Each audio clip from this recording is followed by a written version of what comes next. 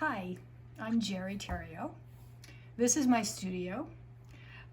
This is where I make collage art mostly, although sometimes I do mixed media. I've actually cleaned this up for you. I'm going to make a collage right now and show you how it's done.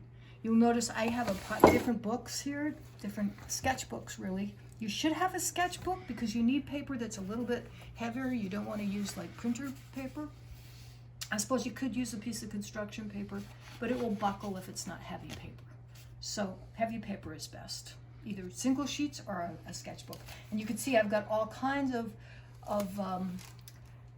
collages here and several sketchbooks that I have going. I did this one yesterday.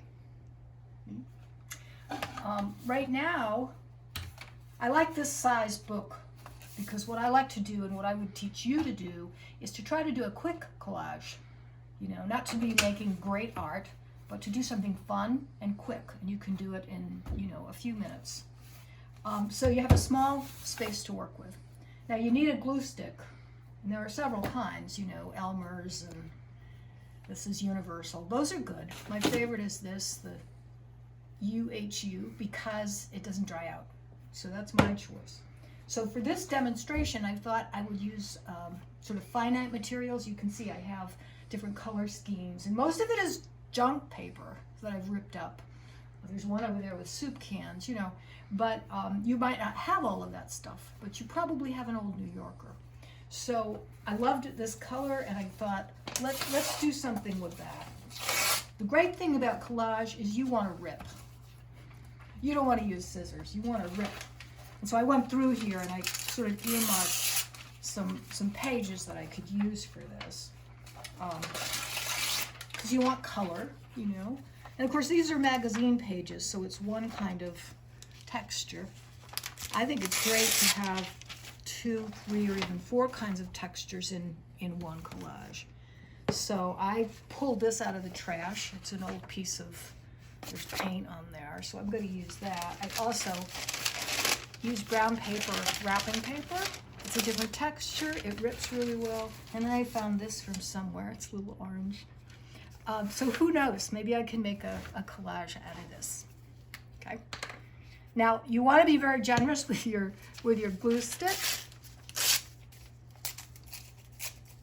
I'm a little bit nervous. And you don't wanna overthink it. You just put it down.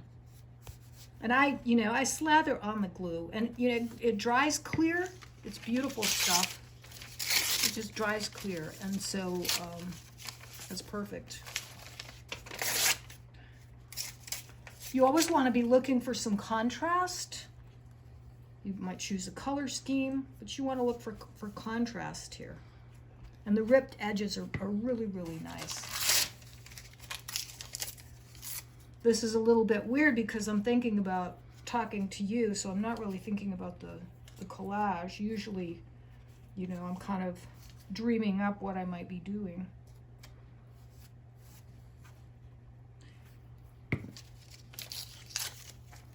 But you want some contrast, but usually you also want to think in terms of color families. You don't want to just, well, at least that's the way I think. Color families and contrast. But I never know what's going to come out. This one that I did the other day, yesterday, I mean, I just chose those colors because they're the antithesis of the colors that I normally use. And that's true here too.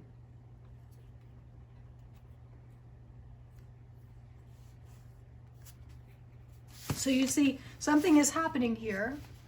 I'm not sure what yet, but you've got some colors there. So far, not very much texture.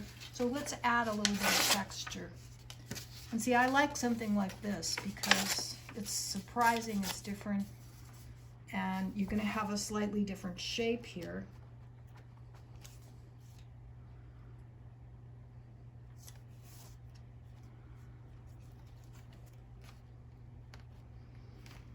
And so right away I can work with this. I'm not going to do the whole thing now because it takes too long. But I wanted you to see I can build off of this, which I probably will do, and then I'll post it when it's done. Thank you for watching. Go and make some collage.